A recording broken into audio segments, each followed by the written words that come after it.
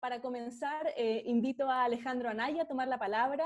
Alejandro es asesor de Migración y Emergencias del Ministerio de Educación de Colombia y es miembro activo del Grupo de Trabajo Educación y Movilidad Humana. Así que Alejandro, el micrófono es todo tuyo. Vamos a ver de inmediato qué pasa con Alejandro, así que solamente para poder avanzar y no perder el valioso tiempo que tenemos, voy a dar el pase a nuestra siguiente invitada, Verónica Chaverini, que forma parte de la Coordinación de Educación para Todos del Ministerio de Educación de Chile. Verónica, te doy la palabra a ti para comenzar. Perfecto.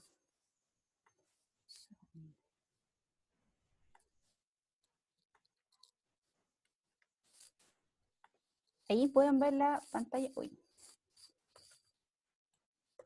Sí, la vemos sin problema. Sí, perfecto.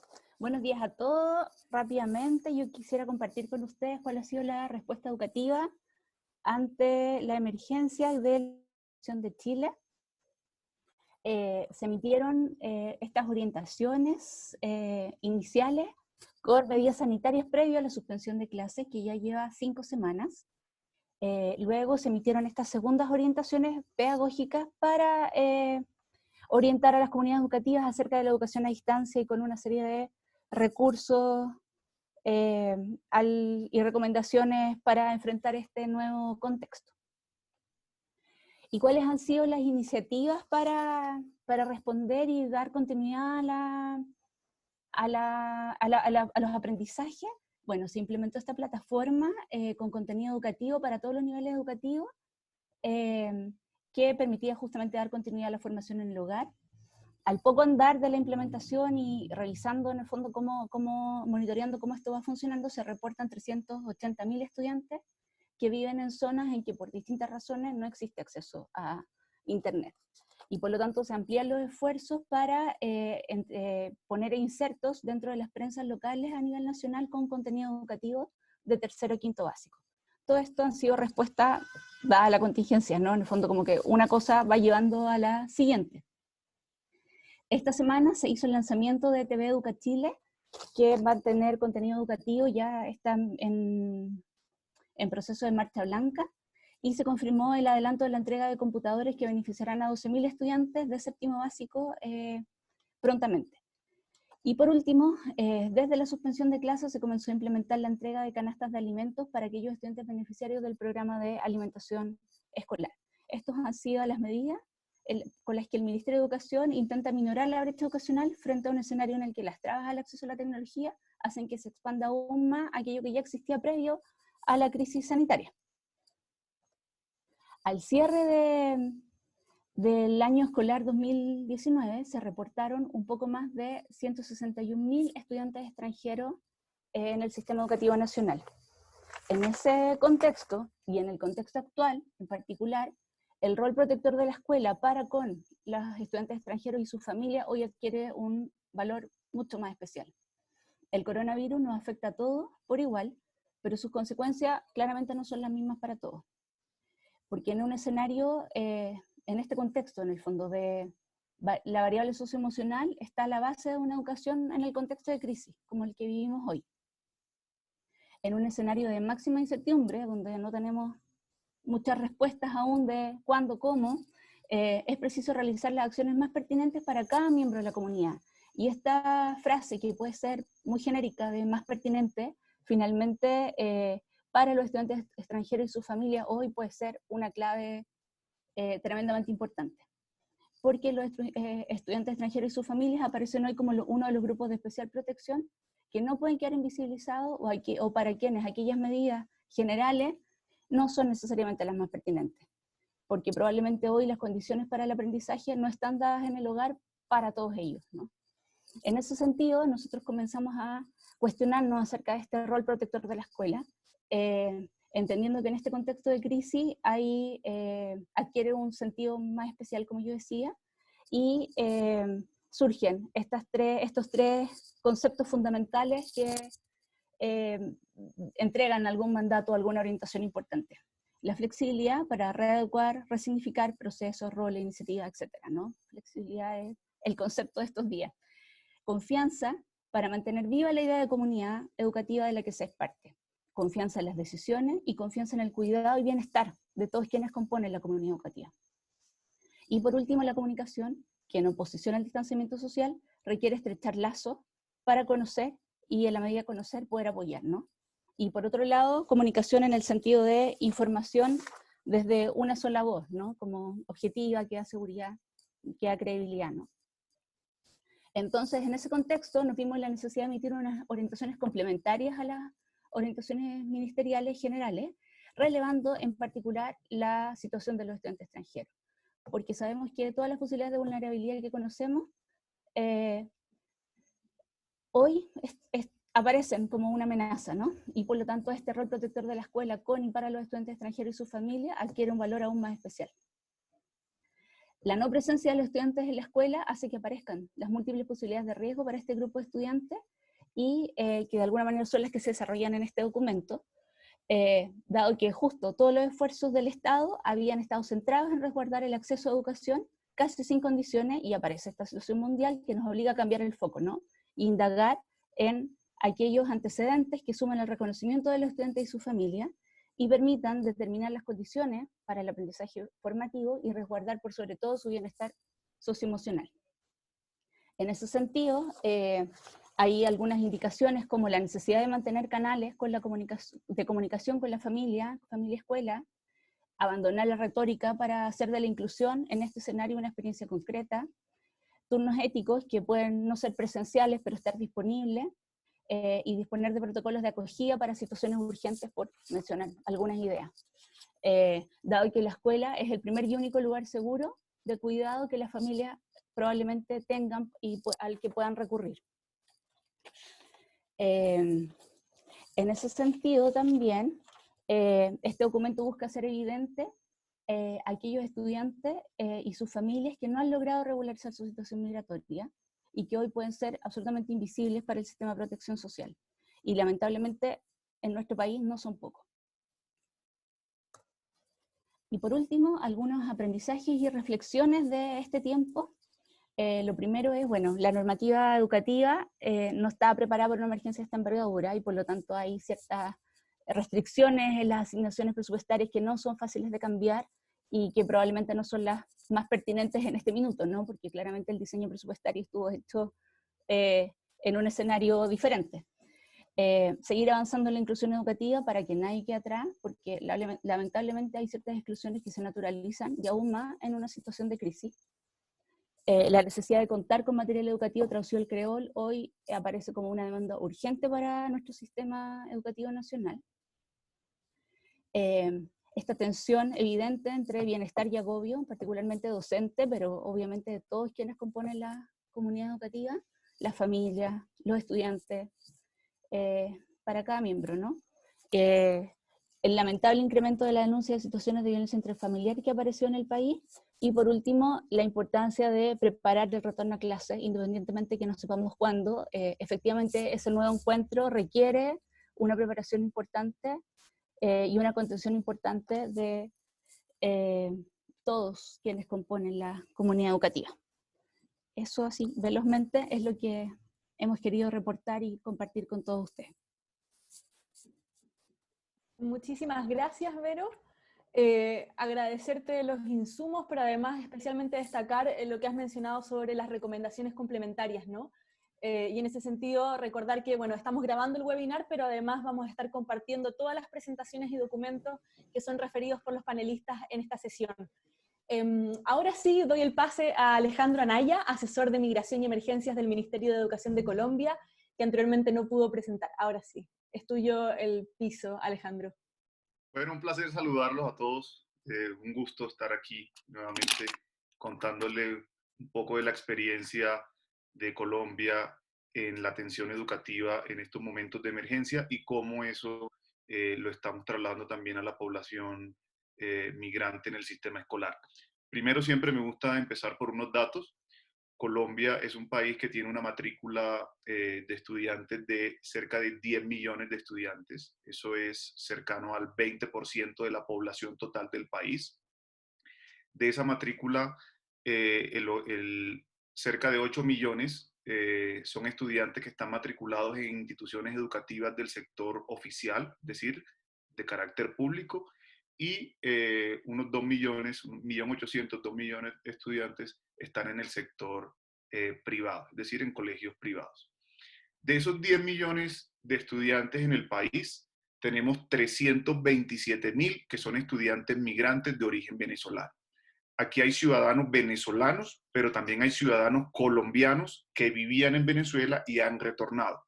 Eso los tenemos caracterizados con una variable, que es la variable país de origen. Con esa variable, pues, valga la pena decir que en Colombia hay estudiantes de 155 nacionalidades registrados, pero por supuesto los de origen venezolano, pues, son un porcentaje extremadamente alto. De esos 327.000, la proporción en el sector público es mucho mayor, es decir, mientras que en la población general en Colombia el 80% está en el sector público, los venezolanos en un 95% están en el sector público o sector oficial, como se conoce acá. Es decir, estamos hablando de cerca de 310.000 estudiantes. ¿Por qué se da esto? Por las condiciones económicas del grupo familiar, pues que no tienen para acceso a educación privada y prefieren matricularlos en el sistema público oficial.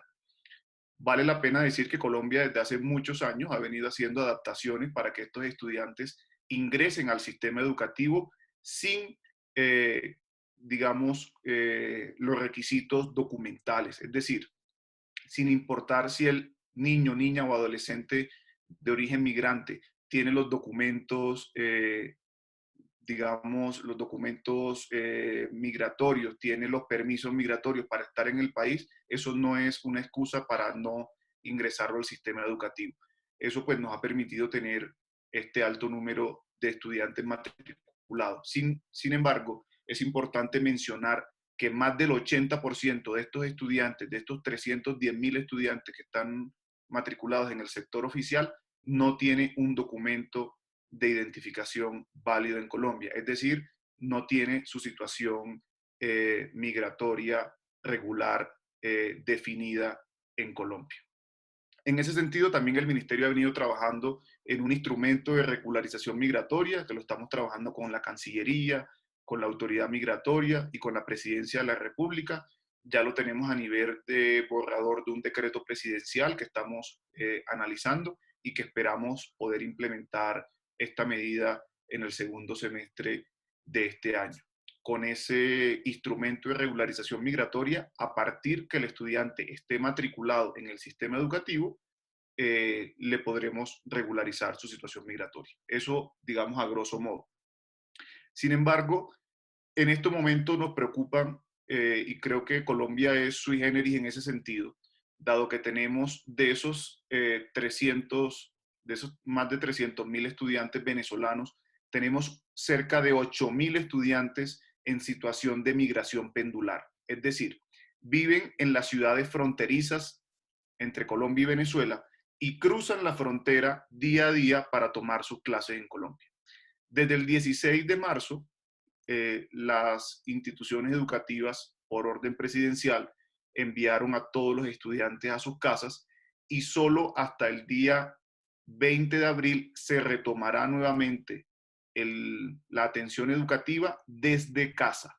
En ese sentido, para estos cerca de 10 millones de estudiantes a lo largo y ancho del país, el Ministerio ha venido trabajando en estrategias para precisamente llevar esas herramientas educativas hacia, a través de herramientas digitales, de herramientas virtuales, de estrategia a través de la radio, de la televisión, pero también tenemos que tener en cuenta que Colombia es un país que tiene una ruralidad bastante grande y se ha definido llegar con material impreso, con guías impresas, con las cuales los estudiantes puedan hacer un trabajo autónomo en sus casas y puedan contar con el seguimiento de los profesores a través de llamadas telefónicas, de correo electrónico, de videollamadas. Entonces, es todo un ecosistema que se está precisamente montando. Estamos ya, digamos, bastante adelantados en ello a lo largo y ancho del país, dado que la estrategia se empezará a implementar el día lunes. 20 de abril. En ese sentido, pues muchas expectativas en esto.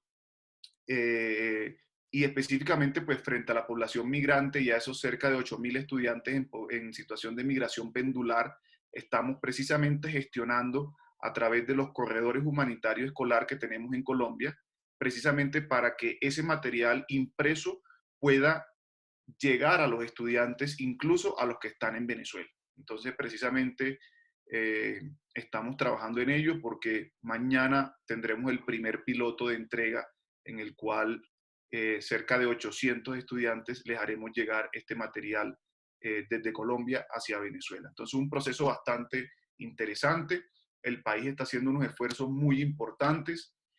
Otras estrategias, por ejemplo, las instituciones educativas están en calidad de préstamo, facilitando computadores, facilitando tablets y facilitando todas esas herramientas digitales de las que disponen las instituciones educativas para en calidad de préstamo facilitarle a aquellos estudiantes que pueden tener conectividad, pero que no tienen un computador o una tablet en su casa. Entonces son estrategias muy variadas.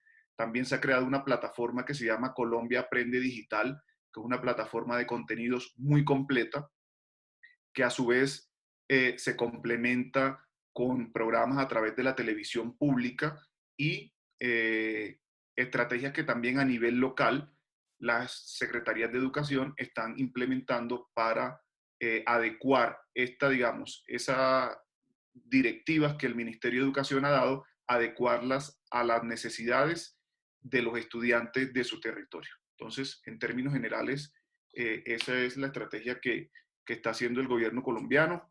También el programa de alimentación escolar se ha modificado para que, ya sea a través de 3 mecanismos: bono alimentario, ración industrializada o ración para preparar en casa, sea entregado a los estudiantes en sus hogares. Es decir, se ha hecho una transformación importante, ha sido un proceso muy grande que se ha hecho a nivel país, dado que cerca de 6 millones de estudiantes en Colombia son beneficiarios del programa de alimentación escolar. Entonces, han sido unos retos supremamente grandes para el país, pero creo que se han dado pasos positivos en el marco de esta crisis, de la cual esperamos aprender y mejorar muchas herramientas de las que tenemos en el sistema educativo. Quedo atento a las preguntas que puedan tener. Saludos. Muchísimas gracias, Alejandro. Antes de continuar con las presentadoras, solamente recordarles que estamos grabando este evento, va a estar disponible, publicado la próxima semana. Además, estamos recopilando todas las preguntas, solamente indicarles que estamos recibiéndolas específicamente en el apartado de preguntas y respuestas que van a encontrar en la parte inferior de su pantalla. Vamos a consolidar todas las preguntas, sabemos que no vamos a tener el tiempo suficiente para responderlas todas, pero esperamos poder hacerlas llegar a los presentadores y publicarlas en conjunto a la grabación del webinar. Para continuar, me gustaría dar el pase a Angie Ceballos, de la Dirección Regional de Lima Metropolitana del Ministerio de Educación de Perú. Angie, el piso es totalmente tuyo.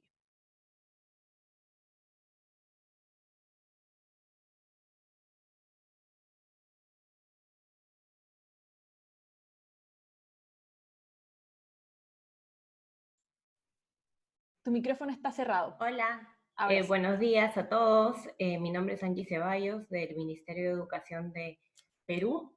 El día de hoy les voy a contar cómo venimos trabajando para la atención en el marco del COVID-19 y voy a combinar un poco la estrategia que veníamos implementando en el marco de la coyuntura migratoria en el Perú con esta nueva situación.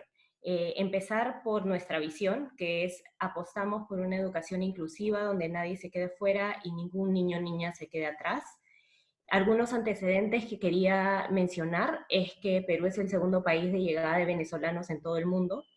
De los más de 850.000 ciudadanos venezolanos en el país, la mayoría reside en Lima Metropolitana.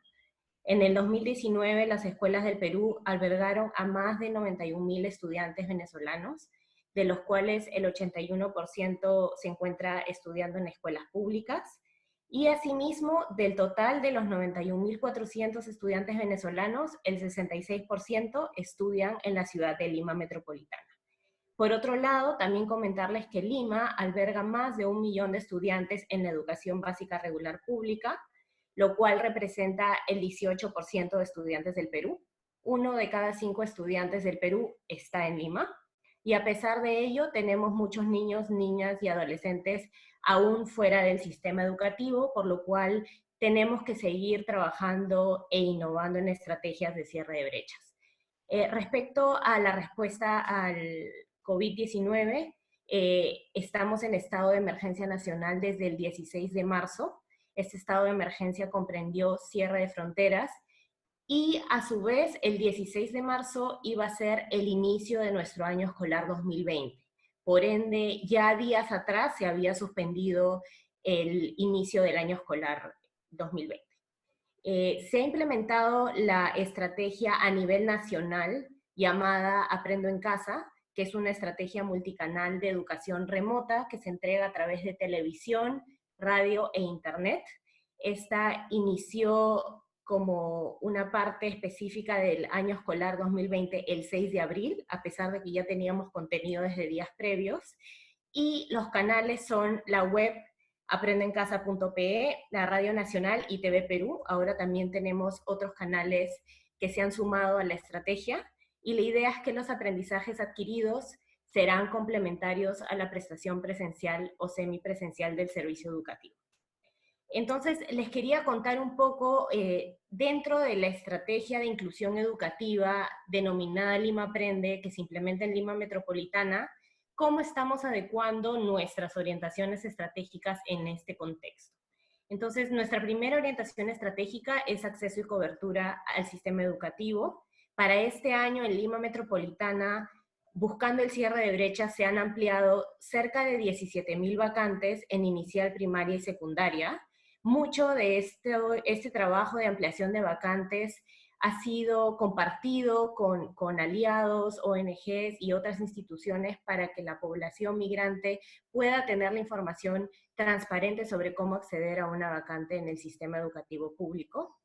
Estamos próximos a lanzar la estrategia Busca tu vacante a distancia, que va a permitir a las familias ubicar una vacante en una escuela y realizar el proceso de registro con el director a distancia, ya sea por teléfono o WhatsApp. Asimismo, esta estrategia va a ser presentada en una mesa de cooperantes el día lunes, en donde vamos a iniciar las coordinaciones para que puedan apoyarnos con la difusión. Luego se están planteando estrategias de absorción de matrícula de las escuelas privadas a las escuelas públicas, y estamos brindando asesoría diaria a las familias que solicitan estos traslados. Considerando la situación económica por las que están pasando muchas familias, se necesita este traslado de la privada a la pública, ¿no? Y finalmente tenemos alianzas con cooperantes que implementan actividades en el contexto de COVID-19, como por ejemplo entrega de canastas de alimentos o algún otro tipo de apoyo, y en estas interacciones que pueden ser a distancia o presenciales, se identifican familias que pueden tener menores fuera del sistema educativo. Entonces compartimos bases de datos y trabajamos con estas familias brindándoles asesoría y apoyándoles en buscar una vacante. Dentro de la segunda orientación estratégica llamada gestión de los aprendizajes, lo que venimos haciendo es monitoreo y asistencia técnica a los directores y docentes de las escuelas. Por otro lado, hemos coordinado para trabajar con mensajería masiva de textos a celulares de las familias, por un lado promocionando Aprendo en Casa y los canales que tiene, y por otro lado brindando cualquier canal de soporte en caso necesiten comunicarse con nosotros. Finalmente, seguimos acompañando los procesos de matrícula como formalización o resolución de casos, y finalmente coordinación para incluir materiales que promocionan la integración en la plataforma de educación a distancia del ministerio, ¿no? Por ejemplo, ACNUR elaboró un cuento llamado Pabellón y su gran nariz. Estamos coordinando con la oficina pedagógica del ministerio para poder incluirlo como parte de los materiales de Aprendo en Casa. Fútbol Más, que es una organización que está trabajando habilidades sociodeportivas, también está generando contenidos que los vamos a presentar al ministerio para que puedan ser incluidos también. Y esta orientación estratégica está trabajando muy de la mano con los principios que guiaron el diseño de Aprendo en Casa. como mitigar el impacto en la pérdida de aprendizajes producido por el tiempo de ausentismo escolar, atención a la diversidad del servicio educativo, a la realidad de brecha digital, tiene flexibilidad para implementar modificaciones en los contenidos y que sea sostenible. Finalmente, tenemos la orientación estratégica 3, que es promoción de escuelas seguras y libres de discriminación. Aquí lo que estamos trabajando es asistencia técnica a nuestras instancias de gestión local, que se llaman UGEL, para que los equipos de tutoría y convivencia brinden soporte socioemocional a los docentes y las familias. También se está elaborando un trabajo articulado con otros sectores y cooperación para consolidar una estrategia comunicacional en relación a prevención de violencia y ciberbullying, y se ha elaborado una serie de herramientas para acompañamiento socioemocional junto con cooperantes y otros sectores. Asimismo, para este año teníamos ya definido una estrategia de equipos itinerantes por la inclusión, que ya habíamos implementado en el 2019. La idea es trabajar en escuelas con alta población migrante y también aquellas que tengan indicadores altos de violencia. Lo que tenemos que trabajar ahora es adecuar las metodologías a contextos de distancia o semipresencialidad. Estos equipos van a estar compuestos por un psicólogo, un docente y un trabajador social, que a su vez tienen a lo largo del año una cartera de escuelas. Eso es lo que les quería compartir. Muchas gracias. Muchísimas gracias, Angie. Muchísimas gracias además por especificar todo, sobre todo el trabajo de Lima Aprende. Sabemos que actúa con muchísima rapidez en la región de Lima, pero además que está en un proceso también de poder ser ampliado a otras experiencias a nivel nacional, sobre todo en contextos más rurales, y nos parece increíble ese trabajo. En ese sentido, me gustaría darle el pase a Lorena Peña Herrera, es la encargada de casos del Ministerio de Educación de Ecuador, así como de las brigadas de contención que se han estado implementando en medio de la crisis, y también a Jacqueline Bueno, también del Ministerio de Educación, que va a poder complementar un poco más el trabajo sobre movilidad humana después de Lorena. Muchas gracias.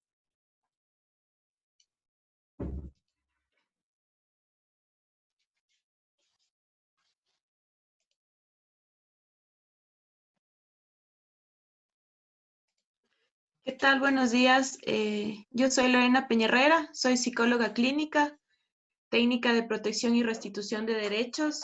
Formo parte del equipo del Ministerio de Educación Ecuador. Bueno, el Ministerio de Educación se encuentra realizando varias acciones a fin de garantizar la protección integral de los niños, niñas y adolescentes. Una de estas acciones son las brigadas de contención emocional, que surgen como respuesta de apoyo psicosocial ante la emergencia sanitaria actual. Dentro del Ministerio de Educación existe el Departamento de Consejería, que son los profesionales del DESE. Este departamento está conformado por profesionales del área de psicología, tanto clínica como educativa, y también del área de trabajo social. Estos profesionales, dentro de sus competencias, de sus fortalezas y destrezas, se encuentra el acompañamiento psicosocial a la comunidad educativa, a niños, niñas y adolescentes, principalmente en situaciones de vulneración de derechos. En ese sentido, el Ministerio de Educación lo que hace es crear estas brigadas para poder acompañar a la comunidad, es decir, a los docentes, estudiantes, personal administrativo, autoridades, a los padres, a las madres, que se encuentran afectados por la crisis actual. Las brigadas están desplegadas a nivel nacional y las conformaron profesionales del DESE, principalmente psicólogos y psicólogas clínicas con experiencia en primeros auxilios psicológicos, atención y contención en crisis y respuesta ante emergencias. Algunos de los profesionales que actualmente forman parte de estas brigadas son las personas que también formaron parte del equipo del Ministerio de Educación, que dio respuesta y atención en el terremoto de Manabí. Por tanto, estas personas cuentan con todos los recursos personales y profesionales para un poco poder responder ante la crisis actual. El servicio que realizan estos profesionales son brindar primeros auxilios psicológicos a las personas que lo necesitan. Entonces, los primeros auxilios psicológicos son una respuesta humana de apoyo a otro ser humano que está sufriendo y que puede necesitar ayuda. Principalmente dentro de los primeros auxilios psicológicos, lo que se tratan como varios temas. Principalmente el brindar ayuda y apoyo prácticos de manera no invasiva, evaluar las necesidades y preocupaciones de las personas, escuchar a las personas pero no presionarlas para que hablen, reconfortar a las personas y ayudarlas a sentirse calmadas, y también ayudar a que exista un acceso a información y servicios de apoyo sociales, ¿no es cierto? Entonces, frente a las necesidades que las personas puedan explicar o exponer en estos primeros auxilios psicológicos, él o la profesional da una respuesta inmediata. Bueno, estas brigadas están conformadas por aproximadamente 10 profesionales por zona. Nosotros llamamos zonas aquí en el Ministerio de Educación Ecuador como a la desconcentración que tenemos a nivel territorial. Entonces, a nivel nacional, el Ministerio de Educación cuenta con 9 zonas y cada zona comprende o alinea a diferentes provincias del Ecuador. Entonces, por ejemplo, la zona 1 comprende a las provincias de Esmeraldas, Carchi, Imbabura, Sucumbíos. Entonces, en ese sentido, el ministerio trata de como que dar respuesta a esta dispersión geográfica que tiene a nivel nacional y cuenta con una brigada de contención emocional por zona. Entonces tenemos 9 brigadas conformadas por aproximadamente 10 profesionales. En total tenemos 127 psicólogos y psicólogas clínicas quienes están dando estas atenciones y estos acompañamientos psicosociales a la comunidad. También accede la gente a este servicio, por decirlo así, a partir de nuestras cuentas oficiales que hemos creado de Facebook y también por un correo electrónico. Entonces, si la comunidad quiere acceder a esta atención, tiene que buscar en la página de Facebook como Brigada Contención Emocional, zona, por ejemplo, zona 1, dependiendo de dónde esté ubicado, en qué provincia esté ubicada esta persona. Y también, como sabemos, no todas las personas cuentan con un perfil de Facebook. Entonces, para la población que no cuenta con este perfil de Facebook, tenemos también un correo que lo maneja el equipo de la Brigada Central, que es apoyo.psicosocial@educacion.gov.es. Entonces, este correo electrónico se encuentra habilitado con 24 horas los 7 días de la semana y se da atención por el equipo central o también desplegamos para que se atienda por las otras brigadas que están en el territorio. Las llamadas de contención emocional o atenciones en crisis que brindan las brigadas tienen una duración de aproximadamente 30 minutos. No es un proceso terapéutico propio de la psicología clínica, sino es un proceso de contención en crisis. Entonces, los profesionales, si es que detectan algún tipo de factor de riesgo que necesita otro tipo de atención, lo que hacemos es activar nuestras redes de apoyo o dentro del ministerio se llaman redes de consejería estudiantil y activamos a las otras instancias competentes, ¿no es cierto? Entonces, por ejemplo, si se detecta alguna necesidad de atención médica o de atención psiquiátrica o algún otro tipo de necesidad, derivamos al Ministerio de Salud Pública, o a la atención, tenemos también aliados para atención psicológica mucho más profunda. Entonces, este proceso surge como de esta necesidad, ¿no? De apoyar y de contener en la emergencia. Y también nosotros conscientes de que puede surgir como un desgaste emocional muy fuerte con las y los profesionales brigadistas, con estos 127 profesionales, contamos con otros profesionales especializados para acompañar y contener a nuestro equipo de brigadistas. Entonces también hacemos como reuniones de supervisiones y de contención a los profesionales y las brigadas se van renovando. O sea, ahorita tenemos que ya hacer como un cambio de profesionales, entonces salen estos 127 y entrarían otros profesionales del Departamento de Consejería Estudiantil a hacer frente a las atenciones. Actualmente el Ministerio de Educación, desde que implementamos las brigadas, que fue como más o menos a finales del mes de marzo, contamos con 184 atenciones por parte de los brigadistas a nivel nacional. Entonces, bueno, esto era lo que como Ministerio de Educación queríamos compartir, Ministerio de Educación Ecuador. Muchas gracias. Muchísimas gracias, Lorena. Increíble presentación, especialmente porque si lo socioemocional era prioridad para la respuesta educativa a estudiantes en situación de movilidad antes de la crisis sociosanitaria, la situación ahora la vuelve aún más necesaria, ¿no? Para complementar esto, quisiera darle el micrófono virtual a Jacqueline Bueno, también del Ministerio de Educación de Ecuador, para complementar la presentación de Lorena. Muchísimas gracias, Jacqueline. Aló. ¿Qué tal? ¿Se me escucha? Perfecto. Muchas gracias. Déjenme abrir solamente para poder compartir pantalla.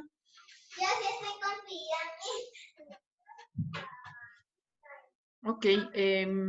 Bueno, sí, justamente para continuar con la presentación de Lore, queríamos también presentar qué es lo que se está haciendo en el contexto de la emergencia actual y presentar adicionalmente cuál es la intervención que se está haciendo con la población movilidad humana, ¿no? En este momento les voy a presentar cuál es la población que tenemos en el Sistema Nacional de Educación. Como ustedes pueden ver en la pantalla, tenemos más o menos 45,000 estudiantes, por ejemplo, de nacionalidad venezolana, y en total 66,000 estudiantes de todas las nacionalidades, digamos, de nacionalidad extranjera en el sistema educativo. Esto contempla una concentración importante en el área de Pichincha, en donde tenemos más del 50% de la población total que se dio en este último flujo de migración venezolana. En este sentido, se ha dado algunas respuestas en relación a la atención a la población. ¿Me esperan un segundito, por favor? Por supuesto, Jacqueline. Y no te preocupes por el ruido de fondo, sabemos que ni Sí, siquiera es ruido, se es escucha. parte de la experiencia que estamos viviendo en este contexto. Recibe toda nuestra comprensión. Le voy a pedir por favor, que baje un poquito el volumen porque no se escucha mucho. Gracias. no te preocupes.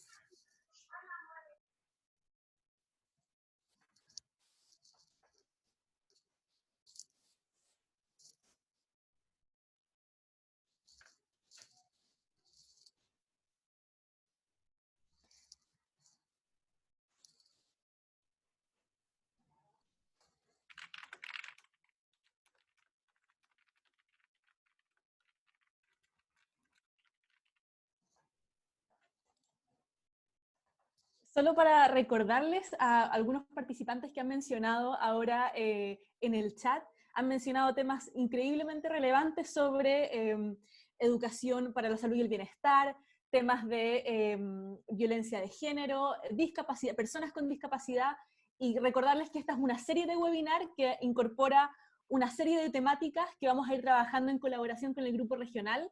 Así que vamos a publicar esa planificación de webinars semanales donde van a poder encontrar este abanico de temas todos increíblemente relevantes.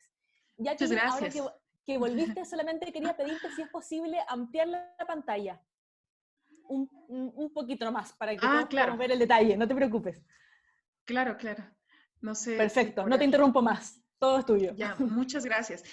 Sí, entonces les comentaba, en este momento lo que se hizo es, bueno, justamente trasladar todo a clases no presenciales, y el estudiantado se une a las clases por diversos medios. El uno es una página de recursos educativos que tiene el Ministerio de Educación, en donde pueden bajarse los contenidos de forma semanal y por nivel. En este momento también se está trabajando junto con Cooperación Internacional para que podamos tener un contenido importante a través de la televisión y de radio. se quieren también, se está trabajando para que se puedan implementar diferentes medidas, por ejemplo, mensajes de texto, que se pueda también compartir material impreso, pero eso se lo está trabajando a nivel local. Actualmente la dificultad que tenemos es que parte de la población ya no tiene recursos para poder conectarse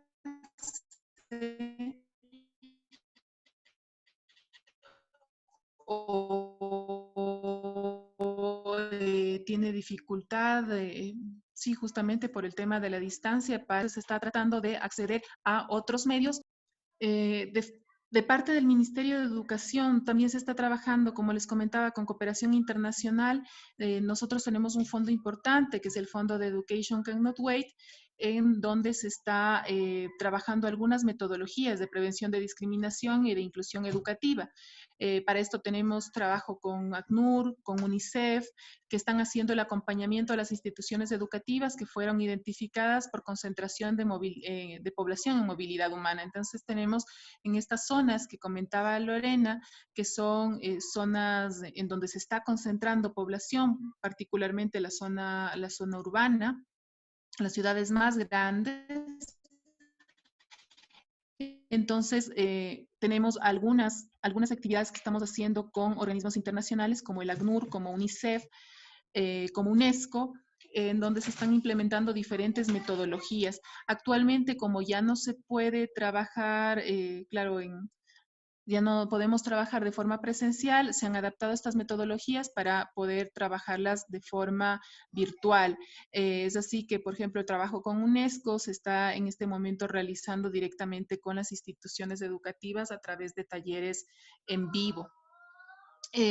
Con UNESCO y UNICEF también se lanzará un proceso de capacitación a funcionarios de atención directa. Esto empezará en junio y lo que se abordará es temas de derecho a la educación sin discriminación, la escuela como un factor de protección, identificación de situaciones de vulnerabilidad que incluyen claramente la población en movilidad humana y protocolos de atención a situaciones de violencia. Como todo se está pensando en este momento ya de forma virtual, se realizará también un curso MOOC de inclusión educativa. Otro de los esfuerzos grandes que se estaban realizando es la adaptación de la normativa para la inclusión educativa. Creo que la oportunidad que nos da esta situación, esta emergencia actual, es que vamos a avanzar a pasos agigantados en la cuestión de poder sobrepasar las dificultades que teníamos con la documentación. Ya, como les comentaba antes, tenemos que empezar con las inscripciones en modalidad virtual y antes teníamos, tenemos todavía este inconveniente de que las inscripciones de forma virtual no aceptaban otro tipo de documentación que no sea la cédula de identidad ecuatoriana por un tema de compatibilidad con los datos del registro civil. En este momento se están haciendo todas estas adaptaciones para que las personas con otro tipo de documentación, para que los niños, niñas, adolescentes y sus representantes legales puedan hacer la inscripción en línea, el examen de ubicación en línea y lo puedan hacer sin necesidad de un documento de identidad o sin necesidad de colocar los documentos escolares anteriores en esta página web. Entonces se está pensando todo en poder garantizar la inclusión educativa de la población, no solamente la población ecuatoriana, sino también la población en movilidad humana. No sé si hasta ahí alguna pregunta. Jacqueline, precisamente ahora vamos a pasar a las preguntas. Para eso, bueno, comentarles que hemos recibido una cantidad importantísima de preguntas. Perdón, voy a conectar mi cámara para que puedan ver. Ahí sí. Hemos recibido muchísimas preguntas, por lo que hemos hecho una selección inicial. Solamente comentarles que estamos consolidándolas todas para hacerlas llegar, las que no alcancemos a responder ahora, a quienes presentaron. Sabemos que son valiosísimas experiencias y que nunca hay tiempo suficiente, ¿no? Pero esperamos poder hacer llegar estas preguntas que no alcancemos luego a los presentadores para publicarlas luego en el informe final del webinar, que lo vamos a difundir la próxima semana. Le doy el paso para esto a mi colega Florencia Zafirio. Buenos días, muchas gracias por sus preguntas. queremos comenzar con una pregunta que se hizo para todos los expositores, que dice: ¿cuáles son las brechas y necesidades prioritarias de los ministerios de educación en el contexto actual? En honor al tiempo, les pedimos a los expositores que si pueden identificar una para hacerlo más breve. Gracias.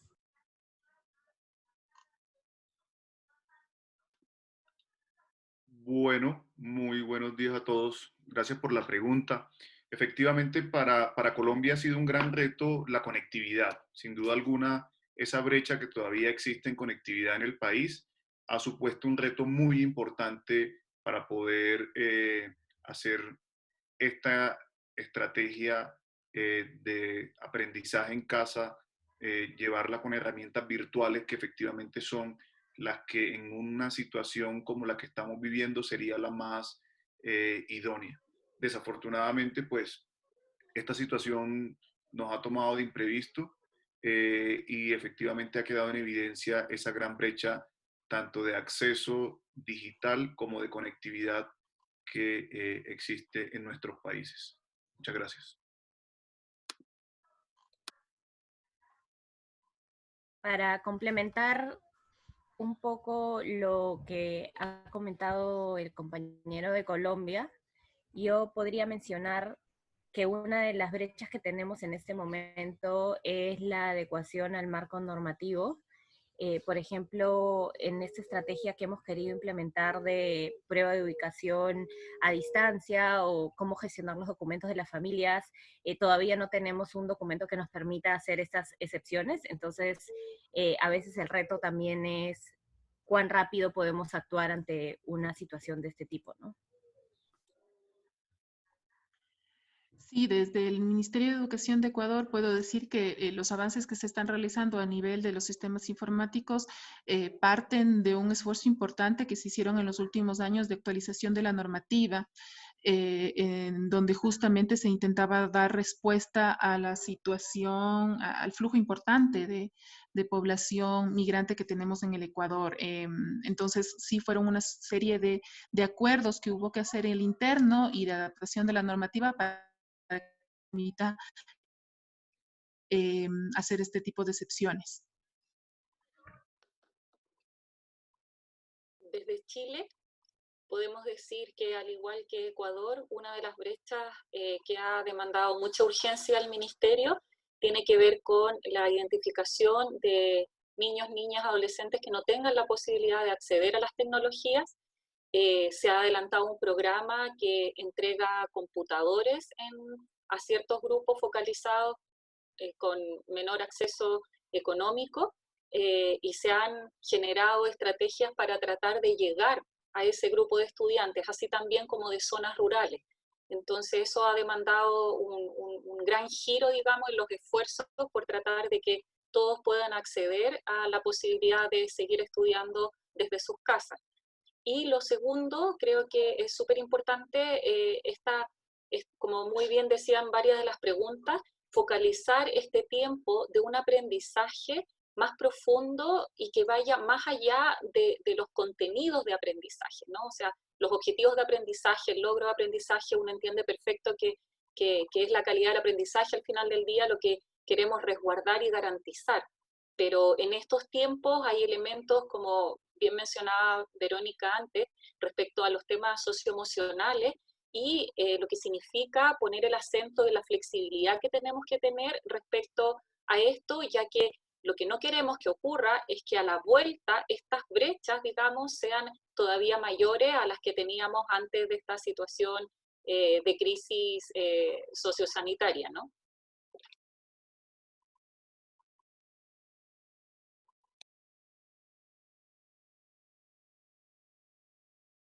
Muchas gracias por sus respuestas. Tenemos una pregunta que fue dirigida a Chile, pero creemos que la dejamos abierta a todos los expositores. Dice: ¿cómo se trabaja el apoyo a docentes para el trabajo a distancia? ¿Se ha hecho previstos capacitaciones a docentes, considerando que muchos de ellos tienen poca experiencia y familiaridad con las herramientas y didácticas de educación a distancia? Damos la palabra. Bueno, en el caso colombiano, precisamente, bueno, y aquí tengo que hacer una línea de tiempo. Digamos, desde el 16 de marzo hubo la suspensión de clases, pero el Ministerio de Educación decretó 2 semanas de planeación, donde en esas 2 semanas de planeación, las instituciones educativas, el cuerpo directivo, los docentes debían precisamente hacer las adaptaciones necesarias para llegar a los estudiantes con la estrategia de educación en casa. Entonces, en ese sentido, los docentes mismos, conociendo la realidad de la institución educativa, de los estudiantes, de las herramientas con las que disponían, hicieron todo el planteamiento en esta estrategia. Ahora bien, el Ministerio de Educación ha abierto un espacio y un acompañamiento permanente tanto a las secretarías de educación como a los docentes para brindar la asistencia técnica que requieran precisamente en esta materia. No solo en esta materia, sino en cualquier inquietud que se les presente. Por ejemplo, cómo atender a la población con necesidades especiales, con población en condición de discapacidad, niños sordos, niños ciegos. Esto, digamos, ya se ha hecho grandes avances y desde el Ministerio de Educación también hemos conectado a las otras instituciones, a las otras organizaciones, tanto públicas como privadas, para brindar el apoyo y acompañamiento en esta estrategia de educación en casa. Desde Chile existe, desde el Centro de Perfeccionamiento Docente, se han dispuesto plataformas que apoyan la enseñanza, digamos, para el uso de estas plataformas virtuales. En las segundas orientaciones que el Ministerio sacó, iban específicamente detalladas también algunas plataformas de uso específico destinado para este trabajo docente, ¿no? Esto no quiere decir de ninguna manera que haya sido esto más fácil. Claramente muchos docentes y durante mucho tiempo ya se vienen capacitando en la incorporación de tecnologías, pero esta situación escapa, digamos, al poder tener un espacio de normalidad en donde tú estás utilizando estas plataformas de manera eventual a pasar a un uso permanente. Entonces, se han dispuesto, también debo decir que se han hecho algunos enlaces desde el Ministerio con otras entidades para facilitar y disponibilizar de manera gratuita la enseñanza en relación a estas plataformas. Por lo tanto, un docente tiene, digamos, acceso a poder aprender y tener buenos ejemplos de cómo poder subir su material y generar para que llegue directamente a sus estudiantes. Y por otro lado, la plataforma ministerial dispone de material que también un docente pudiera ocupar para llevar a cabo sus clases de manera más expedita, ¿no? Sí, adicionalmente desde el Ministerio de Educación de Ecuador se está subiendo material a la página de recursos educativos pensado en que sea material que pueda utilizarse en contextos de emergencia, y eso hay también, es importante hacer esta distinción, ¿no? Además de la educación a distancia, la educación tiene que ser en contextos de emergencia, y ese es un punto importante a tomar en cuenta en la capacitación a los docentes. Desde el Ministerio de Educación se ha pedido apoyo en este punto a UNICEF y a UNESCO. UNESCO está trabajando en la adaptación al currículo de emergencia, que como bien lo comentaba Lore, ya tuvimos una emergencia anterior, que fue la del terremoto del 2016, entonces se tiene un material del cual se está partiendo, y también UNICEF nos está apoyando con un material que será posteriormente una guía una guía de apoyo telefónico, apoyo psicosocial telefónico desde el docente y desde los DS.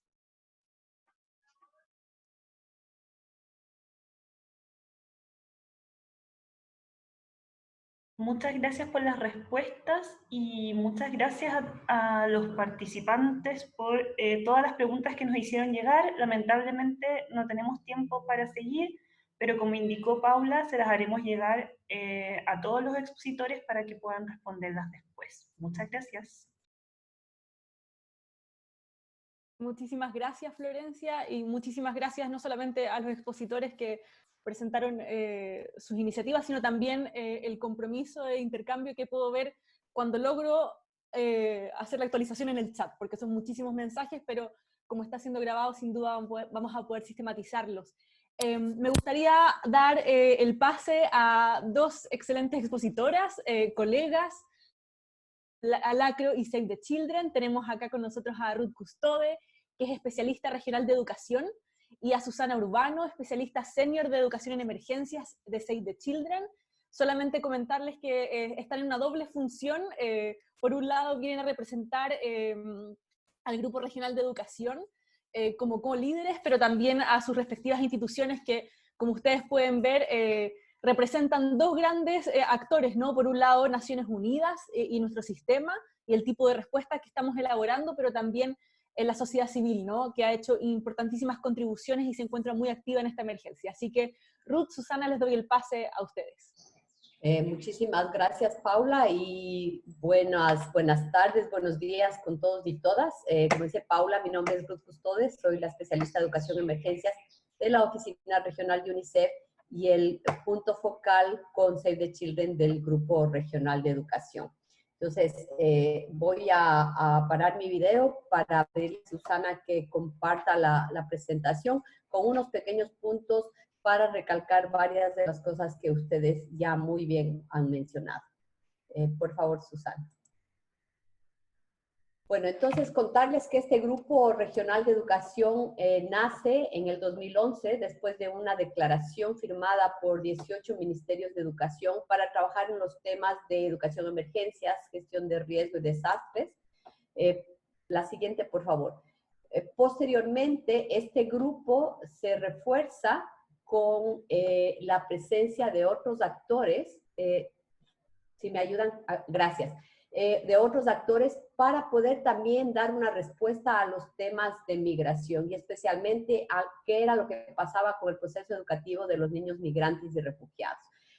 No me voy a detener en cada una de las organizaciones, pero ustedes pueden ver perfectamente ahí que es un grupo muy nutrido de organizaciones con varios expertices, con varios niveles de trabajo, en los que lo que pretendemos es apoyar a los ministerios de educación, apoyar a los socios para garantizar el derecho a la educación en todo momento.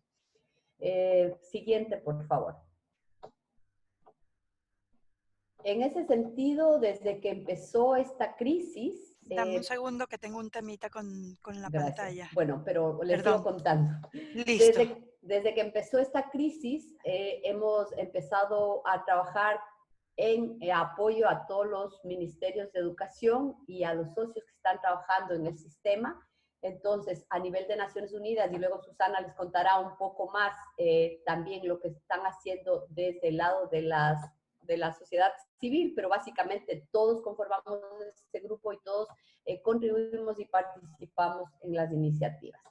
El desarrollo, el apoyo al desarrollo de planes de respuesta, tanto a nivel regional como nacional. Nuestro objetivo es brindar apoyo a los gobiernos en sus acciones de respuesta. Queremos enfatizar que este es un esfuerzo conjunto en el que no solamente se necesita la participación de los gobiernos, de los socios del sector educativo, de las autoridades educativas, de los directores, de los maestros, sino también del sector privado y otros socios claves. También hay que recalcar la importancia del trabajo con los otros sectores. Luego, otra de las cosas que hemos promovido, el desarrollo de directrices para promover la seguridad en las escuelas. Se sacó una primera guía con estas directrices donde se dan ciertas orientaciones de qué hacer cuando la escuela está abierta para poder continuar con las operaciones, pero rápidamente, en esta región rápidamente, les digo que en menos de una semana pasamos de 4 países que tenían las escuelas cerradas a ahora que tenemos básicamente todos los países de la región, a excepción de Nicaragua, con sus escuelas cerradas. Entonces, eso ha hecho también que tengamos que movernos apoyando en el desarrollo de nuevas orientaciones para principalmente ver cómo podíamos apoyar a los gobiernos en la puesta de iniciativas, de plataformas para lograr la educación a distancia. y en ese sentido también el apoyo técnico de estas organizaciones para la identificación y el desarrollo de métodos de aprendizaje a distancia. Ya ustedes lo mencionaron muy bien, estos métodos tienen que ser flexibles, tienen que ser apropiados al contexto. Estamos hablando del contexto de una emergencia, por lo tanto es indispensable que estemos claros que el currículum tiene que ser un currículum de emergencia. No necesitamos que el niño aprenda todos los contenidos, sí necesitamos que el niño aprenda los contenidos esenciales que le van a permitir esa promoción y ese desarrollo, pero no nos podemos olvidar del tema de apoyo psicosocial, no nos podemos olvidar que los niños necesitan en este momento manejo de estrés, apoyo psicosocial, y también los maestros y los padres educadores, todos los que estamos viviendo también este proceso de cuarentena, necesitamos un apoyo para poder trabajar en esto. No nos olvidemos también de los temas de apoyo para el desarrollo físico. Los niños que en el mejor de los casos tienen la oportunidad de tener acceso a estas plataformas digitales, tal vez están varias horas frente a una pantalla. Entonces también tenemos que tomar en cuenta eso. Y en ese sentido también, ¿qué otros servicios están perdiendo? La siguiente, por favor. Bueno, después de contarles estas breves líneas del trabajo que se está haciendo con Naciones Unidas, también es importante todo el tema de la recopilación de materiales que hemos hecho. Tenemos materiales maravillosos realmente desarrollados no solamente por los ministerios de educación, sino también por los socios, sobre muchísimas temáticas, y lo que estamos haciendo es a través de la plataforma de la UNESCO. Estamos trabajando en ese frente para que todos los materiales estén disponibles ahí, para que de cualquier lugar los puedan utilizar. Y también estamos actualizando los datos de las escuelas que están cerradas y el número de niños y niñas que están afectados, por ejemplo, y iremos incorporando más información. También nos interesa el poder promover el apoyo sur-sur, el compartir entre las iniciativas innovadoras y las iniciativas y buenas prácticas de los países. Y quiero terminar dejándoles algunos mensajes claves que no nos podemos olvidar. En primer lugar, tomar en cuenta que el derecho a la educación es un derecho, como tal no está por encima ni por debajo de los otros derechos, y es un derecho que tiene que ser garantizado para todos. Si bien es cierto, hemos podido garantizar para aquellos niños y niñas que tienen acceso a estas plataformas, tenemos que pensar en todos aquellos que no tienen acceso y cómo nosotros podemos apoyar a la garantía de este derecho. Es un camino iniciado y debemos reconocer el esfuerzo de las autoridades y de los ministerios de educación de la región, pero es un camino que tiene que continuar para hacer frente a esta situación sin precedentes. Luego mencionar la importancia de los otros servicios que da la escuela. Y en ese sentido sabemos que hay servicios como los temas de agua y saneamiento, como el tema de alimentación escolar, que en nuestro caso muchas veces es tal vez la única comida completa que tienen los niños. ¿Cómo hacemos para que esas acciones complementarias se sigan garantizando? Es necesario considerar también que tenemos que garantizar la continuidad educativa a esos grupos vulnerables. Y ahí estamos hablando de los niños refugiados, inmigrantes, de los desplazados, de aquellos niños en situación de calle, de las minorías, de los niños con discapacidad. Tenemos que ver cómo podemos garantizar, tenemos que tener unas respuestas innovadoras y que puedan llegar a estos niños y a sus cuidadores y padres. Debemos considerar también, y ya ustedes lo hablaron muy bien, los planes de respuesta y contingencia. Si bien es cierto, tenemos ya unas directrices para la seguridad de las operaciones escolares, que casi todos los ministerios las han sacado con mucha pertinencia, tenemos que pensar en cómo va a ser la reapertura de clases. No podemos llevar a los niños de una situación de confinamiento de 1, 2 o más meses a un sistema en el que les tengamos sentados en las escuelas tratando de que aprendan todo lo que no aprendieron. Tenemos que buscar esa flexibilidad, tenemos que buscar cómo vamos a evaluar, cómo vamos a hacer que el niño realmente disfrute ese aprendizaje, pero también reciba ese apoyo psicosocial. Y en ese sentido tenemos que buscar cómo nuestras respuestas tienen que ser apropiadas al contexto. En este sentido, también quiero invitarles a pensar todas las afectaciones que son aún más graves en esas niñas y adolescentes mujeres y cómo pueden ser afectadas en tal sentido que tal vez para regresar a la escuela no sabemos cuántas no regresen. Y el mismo caso en los niños que están en situación de calle o en otros grupos como en este caso los niños migrantes. Entonces también pensar cuáles son las necesidades específicas y cómo podemos garantizar que estas niñas y adolescentes estén involucradas en el proceso educativo. Y por último, tenemos que considerar también a los niños pequeños. No podemos pensar que como los niños son pequeños, pueden esperar. Las necesidades específicas de los niños y niñas en primera infancia deben ser relevadas y deben ser atendidas. Esto es lo que les puedo compartir. Les agradezco el espacio y les invito a seguir trabajando en conjunto. Les reitero el apoyo desde el grupo regional de todas las organizaciones para apoyar sus esfuerzos y garantizar el derecho a la educación. Gracias. Muchas gracias, Ruth. Soy Susana Urbano y ahora les voy a comentar un poco de qué va el tema de las líneas de acción de organizaciones no gubernamentales, ONGs. Quizás como decía mi abuelita y como dice mi mamá actualmente, repita algunas cosas para que el mensaje quede, ¿no?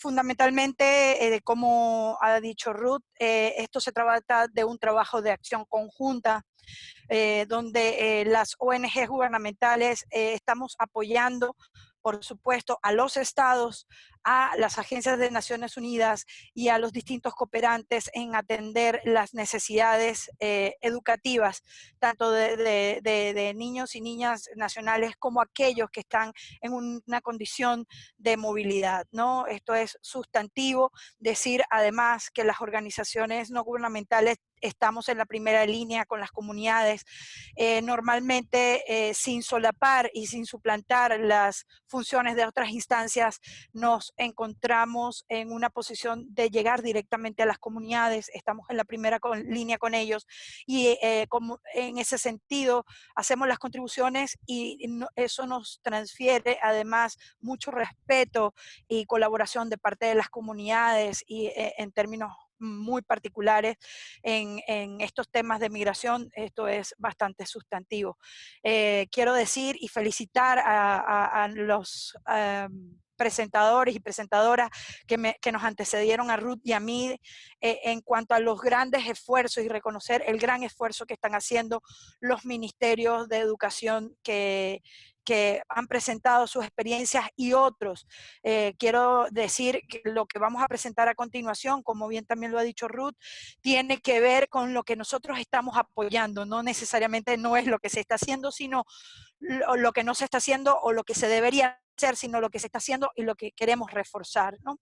En este sentido, las ONG nos encontramos haciendo procesos de monitoreo, evaluación, análisis de necesidades. ¿Para qué? Para levantar la evidencia del impacto de lo que la pandemia está generando. Rápidamente nos hemos movilizado para poder justamente con números y no con suposiciones establecer particulares necesidades. ¿Para qué? Para que las intervenciones desde lo nacional, desde la política pública, desde la incidencia y también, obviamente, y lo más importante, desde la acción directa en las comunidades, sea lo más pertinente y lo más efectiva. Nos encontramos también haciendo procesos de incidencia, no solamente en los niveles nacionales, sino también en los niveles regionales, estableciendo declaraciones, haciendo y promoviendo con la evidencia que ya hemos levantado y que nos encontramos también levantando ante cooperantes e incluso la empresa privada, cuál es el mensaje clave y por qué es importante el derecho a la educación en el marco de la epidemia que se está generando y no solamente en el marco de la epidemia, sino en contextos vulnerables, particularmente donde nuestros niños y niñas y adolescentes en condición de movilidad están siendo particularmente afectados, ¿no? También estamos participando junto a Naciones Unidas y los Ministerios de Educación en la sensibilización e información a padres, madres, cuidadores, docentes, a todos, particularmente la prevención y continuación de la enfermedad, pero también reafirmando, porque, y lo repetimos, sobre la importancia del derecho a la educación, no solamente per se en función a la continuidad de los aprendizajes, sino también como que a través del servicio educativo hacemos también seguimiento a aspectos de protección, de crianza positiva y también de generar información para acceso a otros derechos como la alimentación y la salud. Estamos también prestando apoyo técnico a los ministerios de educación en todo lo que ya Ruth ha comentado sobre cómo incorporar de manera más inclusiva recursos multimodales que contribuyan a justamente incorporar no solamente a los niños que han suspendido las clases en condiciones normales, sino todos aquellos que se encuentran sin acceso por las distintas condiciones de vulnerabilidad, ¿no? También sobre soportes, sobre metodologías de soporte psicoemocional, apoyo docente y por supuesto ya pensando, según lo que también ha dicho Ruth, sobre los contextos de planes de contingencia para el retorno seguro a clases, que no solamente tiene implicaciones de infraestructura, implicaciones de académicas, sino implicaciones de seguridad, de una cantidad de elementos que podremos discutir en los próximos webinars, como también lo ha dicho Paula, ¿no? Y, por supuesto, colaborando en la implementación de herramientas pedagógicas y didácticas enmarcadas en el COVID. Y como bien lo han marcado varios de los presentadores, también estamos contribuyendo en la distribución de kits educativos para dar acceso a materiales a aquellos niños y niñas que no tienen acceso a elementos digitales o que, por ejemplo, tienen acceso a realizar o acceder a las clases digitales, pero no tienen cómo realizar sus actividades. Apoyo alimenticio, que esto es sustantivo, kit de higiene y protección de la salud de niñas y niños, adolescentes y sus familias. En el entorno migratorio no podemos, de movilidad además, y en términos generales también en la atención, no podemos desplazar sectorialmente las cosas. Hay que hacer una atención integral y que no solamente incluye exclusivamente a los niños, niñas, adolescentes, los más pequeños con discapacidad, a las niñas particularmente, sino que también cómo nosotros estamos generando herramientas para que la familia, los padres, las madres, los cuidadores participen de esto, ¿no? Y bueno, eso en términos generales es lo que estamos contribuyendo. Ahora bien, también queremos resaltar unos mensajes claves específicamente con respecto a la población de niños, niñas y adolescentes en movilidad vinculado al sector educativo. Tenemos que decir que los refugiados, los solicitantes de asilo y los desplazados internos tienen que ser incluidos en todas las respuestas para garantizar la continuidad de educación durante esta pandemia. Es sustantivo. Las formas alternativas de educación a distancia deben incluir apoyo psicosocial. Esto es más que necesario. Y apoyo psicosocial que comprenda a todo el núcleo familiar, a los docentes. El proteger el bienestar de los niños y niñas, adolescentes y mitigar los efectos de los traumas es sustantivo. No solamente ahora que están en casa o en algún campamento, sí, porque es muy probable que puedan estar ahorita atrapados en el limbo entre no poder traspasar la frontera y después qué va a pasar con ellos. Una cosa muy sustantiva es que dentro de todo el proceso de educación a distancia que se está haciendo, mantener un contacto permanente con nuestros docentes, padres, madres, cuidadoras. Debemos generar procesos de rendición de cuentas, de contabilidad, de accountability, de participación efectiva y con seguridad sobre los procesos de análisis y aplicación de las nuevas respuestas de aprendizaje, a fin de garantizar efectivamente la seguridad y la no discriminación de los niños en movilidad y, por supuesto, particularmente con aquellos también muy vulnerables o triplemente vulnerables o cuádruplemente vulnerables vinculados a pobreza, a discapacidad, al género o sexo, inclusive a el tema de pertenecer a grupos indígenas donde tienen un lenguaje, un idioma específico, ¿no?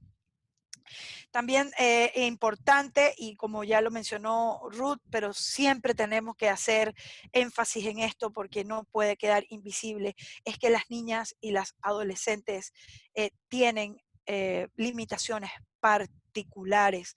En Latinoamérica tenemos culturalmente unos elementos que apuntan a que las niñas quedan más fuera del contexto educativo que los niños. Y particularmente después de una crisis como esta, esto es muy probable que siga sucediendo y se profundice, porque son vinculadas a las tareas del hogar, al trabajo infantil, etc.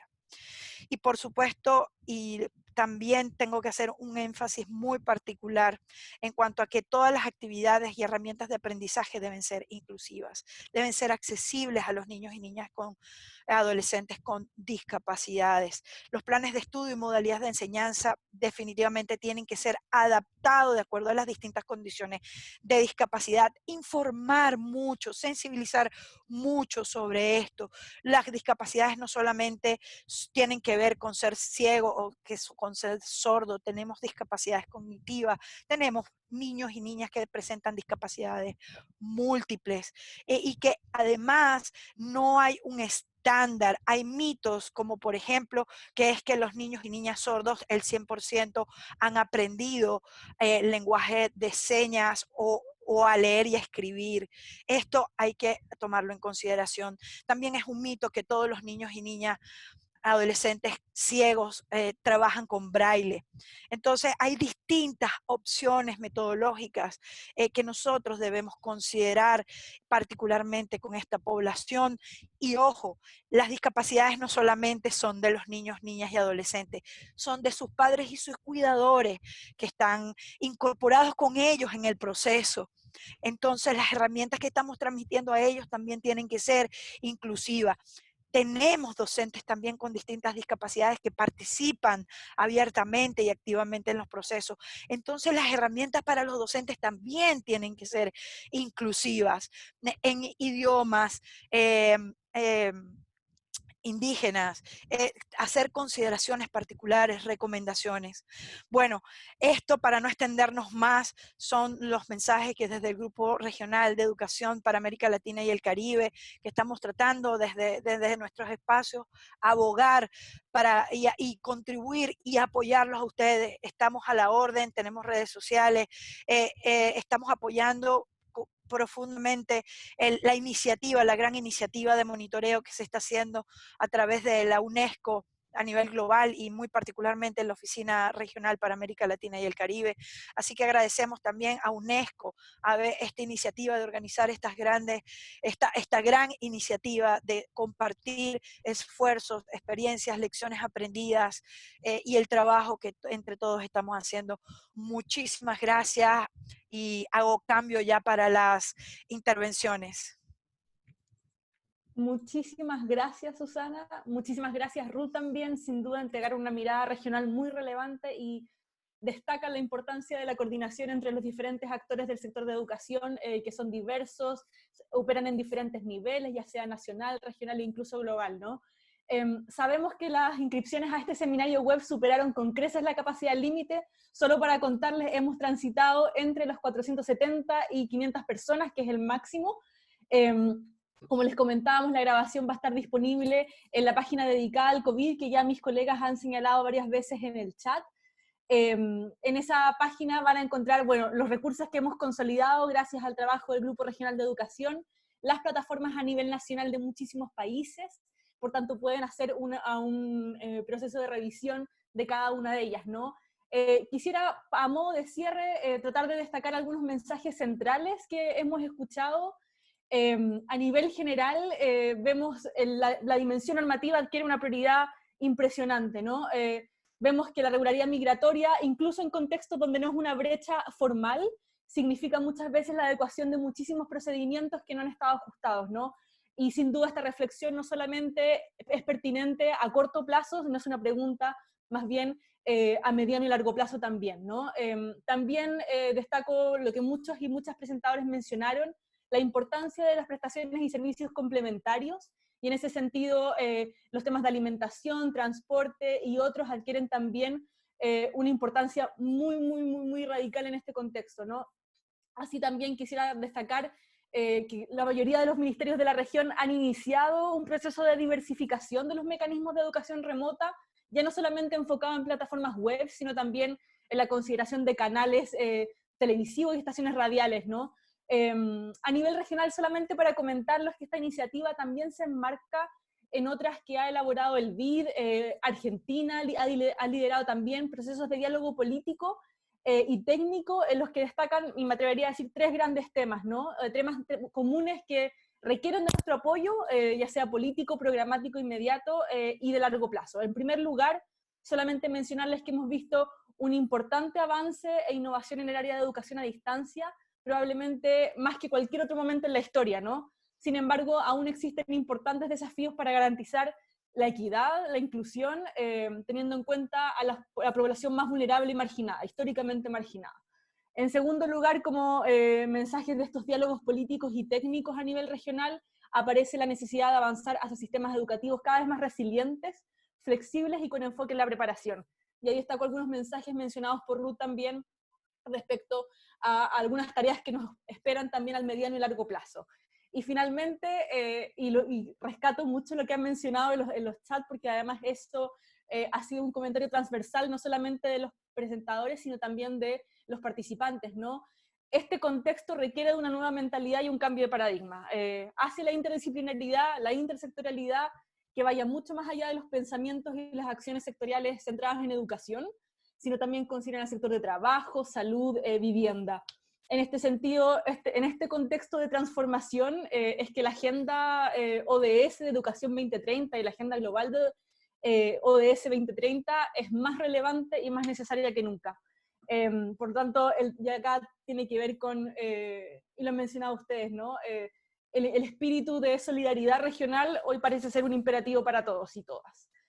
Antes de finalizar el webinar, solamente quiero hacer un gran agradecimiento a Luis Pino. No lo van a poder ver porque él está atrás de las bambalinas, garantizando que todo haya funcionado muy bien en este webinar. Agradezco a Florencia Zafirio y a Joyce Aguibulche que han participado en la organización del webinar, y a mis colegas del Grupo Regional de Educación. Asimismo, quiero destacar la importantísima labor de los ministerios. Las presentaciones no hacen más que explicitar el trabajo que hay detrás. Son usualmente equipos que han levantado iniciativas de la nada en muy poco tiempo, y por tanto destaco muchísimo la labor que se ha coordinado en el marco del grupo de trabajo de educación y movilidad humana que coordinamos desde el año pasado. Nuevamente reitero mis agradecimientos por la participación, a nuestros excelentes presentadores y presentadoras, y a todos ustedes. Ha sido un gusto moderar esta sesión. La repetición va a estar disponible en la página web que han señalado mis colegas, y vamos a estar poniéndonos en contacto igual con un mail masivo a todos quienes se inscribieron en el webinar. Les envío un abrazo enorme en este contexto. Que estén muy bien. Chao, chao. Chao, gracias, Paula. Gracias. Gracias, chao. Muchísimas gracias por el espacio, y bueno, pues quedamos súper atentos y ojalá pues podamos prontamente, es decir, en Colombia estamos solo en la implementación de estas estrategias. Empezamos con la modalidad de estudio en casa el lunes. Obviamente esas estrategias tienen que ser evaluadas, pero sí nos gustaría seguir compartiendo con ustedes la experiencia de mirar nuevas estrategias que quizás no hayamos contemplado, y que ustedes también conozcan lo que estamos desarrollando desde Colombia. Un placer y muchas gracias. Gracias. Gracias. Buena tarde. Muchas gracias. Muchísimas gracias a todos.